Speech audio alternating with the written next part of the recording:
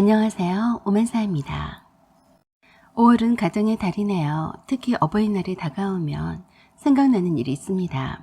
오래전의 일인 것 같은데 저에게 힘든 시기가 있었어요.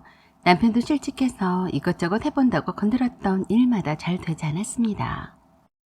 빚만 늘어났고 애들은 고등학생이 둘이나 있었는데 현금은 많이 필요하고 제가 버는 쥐꼬리만한 월급으로는 감당이 되지 않았었어요. 남편은 무척 당황해하며 어쩔 줄을 몰라 했고 어떻게 돈을 벌어서 빚도 갚고 해야 할지 갈피를 못 잡더라고요. 무언가를 해보겠다고 영을 쓰는 남편이 차라리 가만히 아무것도 하지 않고 있는 편이 낫겠다 싶었습니다. 이미 남편 밑으로 남편 명의 마이너스 통장과 현금 서비스를 한도 끝 다 써버리고 카드 돌려막기를 하고 있더라고요. 그러면서 더 이상 어떻게 안 되니까 저에게 친정언니한테 돈 좀 빌려다 달라고 부탁까지 했습니다. 이미 생활비가 부족해서 언니한테 돈을 빌려다 쓴 거라서 더 이상 빌려달라고 할 수 없다고 거짓말까지 했습니다. 그랬더니 아주버니한테 가서 돈을 빌려달라고 했던 모양이에요. 어느 날 형님한테서 전화가 왔습니다. 동서, 서방님이 요즘 많이 힘드실까? 네, 좀 그래요. 왜요? 글쎄, 우리도 별로 돈 모아놓은 곳은 없는데 돈 좀 빌려달라고 하는데 줄 수가 있어야 말이지. 그랬어요? 저도 모르게 한숨을 쉬고 말았습니다. 형님네한테까지 돈을 빌려달라고 했더니 답답하더라고요. 그래서 이런저런 하소연을 형님한테 하고 말았습니다. 빚만 치고 살고 있으니 끝이 보이지 않는다고 했었죠. 뭔가는 열심히 해보려고 노력은 하는 것 같은데 깨진 독에 물 붓기와 같다고요. 형님은 언제까지나 그러고 살겠냐면서 저에게 맘고생을 많이 한다면서 위로를 해주었습니다. 그러면서 말을 꺼내더라고요. 실은 아가씨랑 막내 동서네랑 함께 어머니를 위해서 쓸 돈을 조금씩 모으고 있었어. 동서네가 조금 어려운 것 같아서 일부러 말을 하지 못했지. 어머니도 동서네한테는 돈 쓸 일이 생겨도 말하지 말라고 하신 것도 있고 그냥 그리 알고 있으라고. 나중에 동서네가 형편이 펴지면 그때 내 돈 늦진 않으니까. 형님, 그러셨어요? 미안해요. 저희가 형편이 좀 되면 좋겠는데 빚으로 사는 처지라서요. 어쩔 수 없지 뭐. 그냥 말해본 거네. 동서도 알고 있어야 할 것 같아서 말이네. 그렇게 통화를 끝내고 난 후에도 저희만 매달 내고 있다는 어머니를 위한 갯돈을 내지 못하고 있다는 사실에 속이 상했습니다. 형님네나 아래 동서에게 아가씨에게도 미안했습니다. 하지만 빚으로 사는 형편에 가족 갯돈을 내는 것은 참 부담스러운 일이었기 때문에 어쩔 수 없었어요. 그리고 얼마 후 어버이날이 다가왔습니다. 항상 어버이날은 형님 댁에서 모이거나 아니면 식당에서 식사를 함께 했었어요. 그래서 형님에게서 연락이 오겠거니 싶었는데 연락이 오지 않았습니다.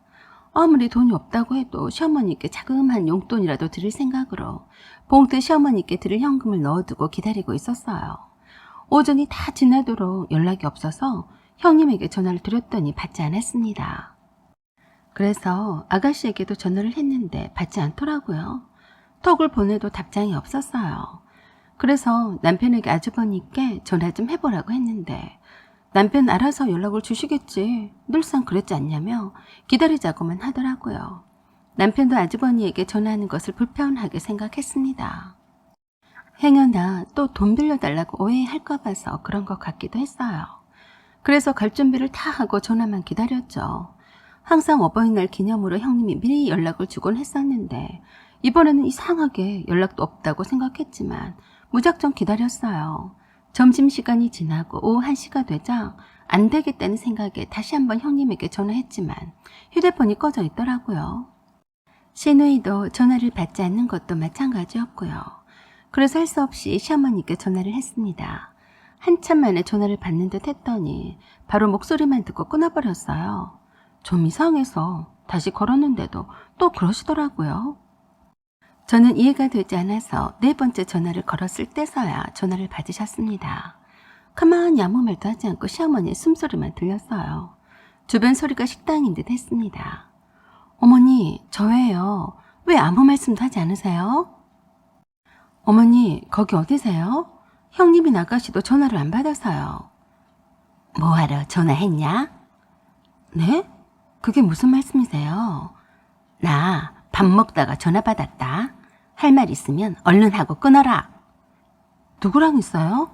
지금 어머니한테 가려고 하는데 아무도 연락이 안 닿아서요. 올 필요 없다. 처음부터 올 생각이었으면 이제서 전화했니? 네가 오기 싫으니까 쇼하는 것 아니냐? 라는 말만 하고는 바로 끊어버렸습니다. 저는 어처구니가 없었어요. 시어머니가 하시는 말을 남편에게 전했더니 이해가 안 간다는 듯이 서방님에게 전화를 했습니다. 역시나 한참 만에 전화를 받던 서방님이 우리 식구만 빼놓고 모두 둘러앉아서 식당에서 함께 식사를 하고 있는 중이라고 했습니다. 남편이 왜 연락을 하지 않았냐고 하니까 그러더래요. 형님이 연락을 해야죠. 저희도 미리 연락을 해서 식당을 예약을 하고 온 거예요. 그런데 전화 너머로 시어머니가 완전 화난 목소리로 그러시더랍니다. 왜 오지도 않을 거면서 전화질만 한다니? 당장 끊어버려라. 라고요. 형, 이왕 늦었으니까 엄마 보고 싶거든 다른 날 와요. 저 이만 끊어요. 마치 어버이날 모임인데도 참석하기 싫어서 일부러 늦장을 부리고 거짓으로 전화를 하는 것처럼 생각하더랍니다. 남편은 기가 막혀서 완전 자존심이 상해 있었는데 그때 갑자기 저에게 시어머니가 전화를 걸어왔습니다. 이런 못돼 처먹은 것이 다 있나? 그래, 어쩌다 어버이날인데 돈 한 푼 주는 것이 아까워서 오지도 않고 전화질만 해대는 거냐? 왜? 우리끼리 맛있게 밥 잘 먹고 있는데 밥맛 떨어지게 전화고 자빠졌어. 이런 천하의 못된 것. 라고 하고 끊었어요. 너무 속이 상했습니다. 어머니 아들한테는 말 한마디도 하지 않고 저한테만 퍼붓고 끊으시더라고요. 뭔가 단단히 오해를 하고 계신 것이 분명한데 확실한 것은 아무도 저와 남편에게는 연락도 하지 않은 채 자기네들끼리 시어머니를 모시고 식사를 했다는 겁니다. 이게 무슨 시츄에이션인지 이해가 되질 않았어요. 남편이 더 이상 전화를 하지 말라고 했습니다. 자기가 돈도 못 벌고 치질이 공상을 떨고 사니까 부모 형제라도 무시하는 거라고 했어요. 항상 의뢰껏 형님이 저에게 미리 연락을 해주곤 했었는데 연락도 주지 않았다니 이해할 수가 없었어요. 그 다음날 저는 형님에게 전화를 했습니다. 어찌된 일이냐고요. 어찌된 일이긴 어떻게 동서에게 내가 전화를 할 수 있겠어? 동서가 알아서 올 생각이 있었으면 미리 연락을 했을 거라고 생각하지. 동서도 지금 힘들어서 한 푼, 두 푼이 새로울 텐데 어떻게 동서에게 시어머니 식사비에 선물비까지 내라고 전화를 할 수 있겠냐고. 동서가 알아서 했어야지. 형님 말은 오히려 저와 남편을 배려해서 연락을 하지 않은 거라고 그럴싸하게 말하더라고요. 그래서 왜 시어머니가 오해를 하시는 거냐고 물었더니 기가 막힌 말을 했습니다. 동서, 그걸 몰라서 묻나? 어머니 입장에선 섭섭하지 않겠어? 아무리 힘들다고 해도 다른 자식들이 힘들어도 내색 한번 하지 않고 용돈도 꼬박꼬박 드리고 있었는데 동서와 서방님은 어머니께 용돈을 한 번을 제대로 드린 적도 없다면서? 그러는 것 아니네. 우리도 넉넉해서 어머니 용돈을 드리고 그러는 것도 아니라고. 어머니도 그러셨어. 힘들게 사는 거 뻔히 아는데 돈을 주면 받겠냐고. 다시 돌려주고 말지. 그래서 갯돈도 동서네한테는 받을 생각도 말라고 하신 분이네. 형님 말을 듣자 하니 시어머니께 드리는 돈이 아까워서 일부러 형님한테 연락을 하지도 않는 천하의 파렴치 안으로 몰고 있더라고요. 그래서 제가 소리를 빽 질렀어요. 형님, 그런 소리 하지 말아요. 봉투에 돈 넣어서 어머니께 드리려고 챙겨놓고 형님 전화를 기다렸다고요. 매번 형님이 연락하지 않았어요? 동서, 어디다 대고 큰 소리야. 솔직한 말로 아무리 동서 내가 힘들게 산다고 할지라도 내가 갯돈말을 꺼냈으면 조금이라도 성의 표시를 해야 하는 거 아닌가? 우리들은 돈이 하늘에서 떨어지는 줄 아나 보네. 다들 동서만큼은 아니어도 힘들게 산다는 것만 알아주면 좋겠네. 그렇게 서방님을 싸고 도는 어머니도 오죽했으면 화를 그렇게 내셨을까. 시어머니가 아주 저를 몹쓸 며느리로 취급하는 게 당연하다는 듯이 말하고 있더라고요. 중간에서 형님이 분명 시어머니께 간사지를 진 게 틀림이 없어 보였습니다. 그 이후로 저와 남편은 시댁과의 연락을 끊었습니다. 아니 끊었다기보다는 시댁 식구들이 저와 남편을 완전 거지 취급을 해서 연락을 해오지 않았어요. 빚만 지면서 살고 있는 저와 남편을 손절하고 싶었던 거였던 겁니다. 시어머니도 용돈 한번 제대로 주지 않는 며느리가 이뻐 보이지는 않았을 거네요. 이게 모두 다 자기 아들이 돈을 못 벌어서 이 모양으로 사는 건데 말입니다. 어쨌든 거지같이 사는 우리를 시댁 가족들이 모두 다 합심해서 거리를 두는 것임이 분명한 이상 남편은 이를 갈았습니다. 정신을 차렸는지 어쨌는지 타고 다니던 차도 팔고 톡하게 담배도 끊고 새벽에 운동 삼아서 우유 배달도 하고 돈을 많이 준다던 야간 근무도 이틀에 한 번씩 하고 두 아들에게 들어간 돈만 제외하고는 미친 듯이 돈을 모았습니다.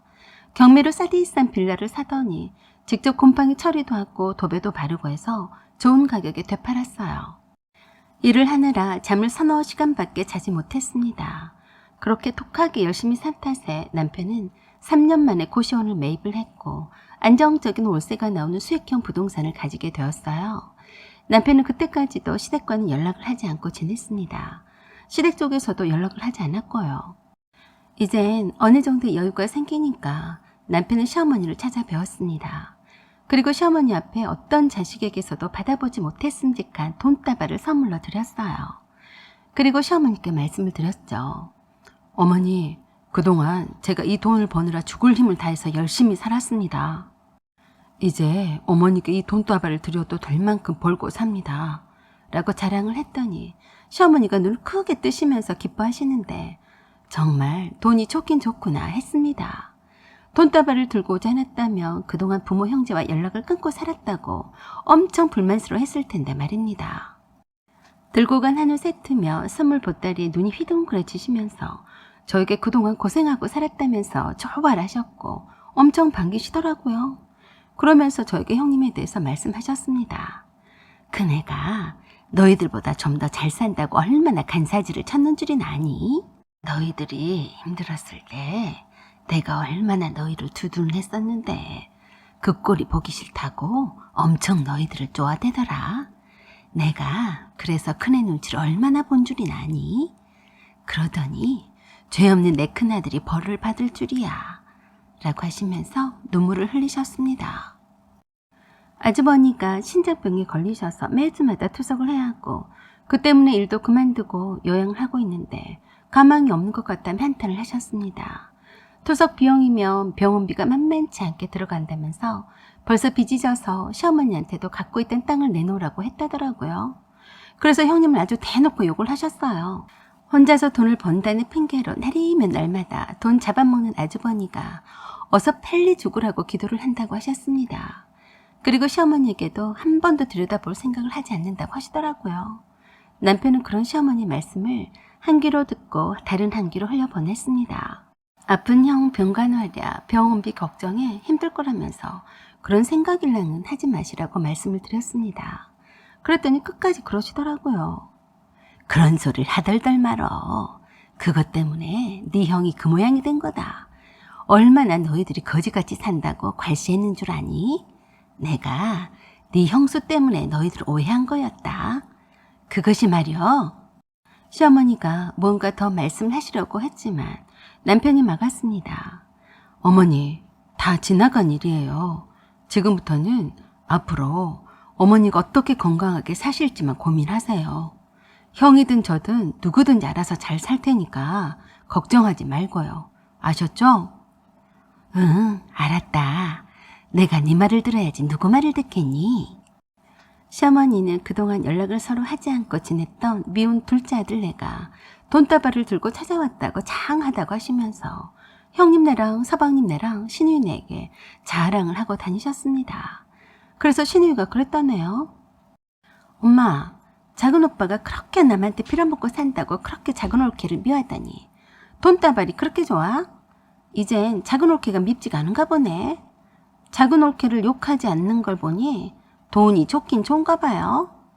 그럼 돈이 싫은 사람도 있냐? 네가 이만한 돈다발 가져다 줘봤니? 남편이 시어머니께 들고 간 돈다발의 위력은 참으로 컸습니다. 수년 동안 서로 연락도 끊고 한 번도 시어머니 안부도 묻지도 않고 살았어도 그런 것쯤은 다 용서가 되는 거더라고요. 남편과 제가 형님 댁에 가서 아주버니와 형님을 만났습니다. 그리고 제가 형님에게 병원비 보태쓰라고 적지 않은 금액을 내놓았어요. 엄청 어색해하면서 받았습니다. 저와 남편을 왕따를 시킨 형님이었지만 사는 꼴이 말이 아니라서 예전에 저의 모습이 생각나서 도와주고 싶더라고요. 그리고 형님에게 말했습니다. 그동안 장남 며느리 역할을 하느라 고생하셨으니까 이번에는 제가 그 역할을 대신할 테니 아주버니 병관을 신경만 쓰세요. 그리고 어버이날 기념으로 저희 집으로 초대를 해서 맛있는 장어를 구워 먹자고 했습니다. 그랬더니 할 말이 없었는지 말이 텅 없다가 형님 집에서 나올 때 그러더라고요. 내가 옛날에 섭섭하게 한 일이 있었을 텐데 미안하네. 네, 그래요 형님. 그렇게 말해줘서 고마워요. 저희가 사는 넓은 집으로 어버이날 기념으로 해서 시어머니를 모시고 장어를 대접했고 선물도 드렸습니다. 시어머니는 매우 흡족해 하셨고 작은 아들과 며느리가 최고라고 지켜 세우셨어요. 그렇게 즐거워하시는 모습과 다 같이 모여 앉아서 얘기꽃을 피우니 참 보기 좋았습니다. 시어머니가 조용히 제게로 와서 고맙다고 하시더라고요. 그래서 저는 새삼 돈이 좋기는 좋구나 했습니다. 돈도 있어야 효도도 하는 것이고 가족 간에도 화목할 수 있는 거구나 생각했어요. 돈이 인격이 되어버린 것은 설마하니 아니겠죠? 여러분들은 어떻게 생각하세요? 돈 때문에 가족 간에도 상처를 주거나 받은 적은 없으셨나요? 사연은 여기까지입니다. 구독과 좋아요 그리고 알림 설정 부탁드립니다. 여러분의 생각을 댓글로 남겨주세요. 감사합니다.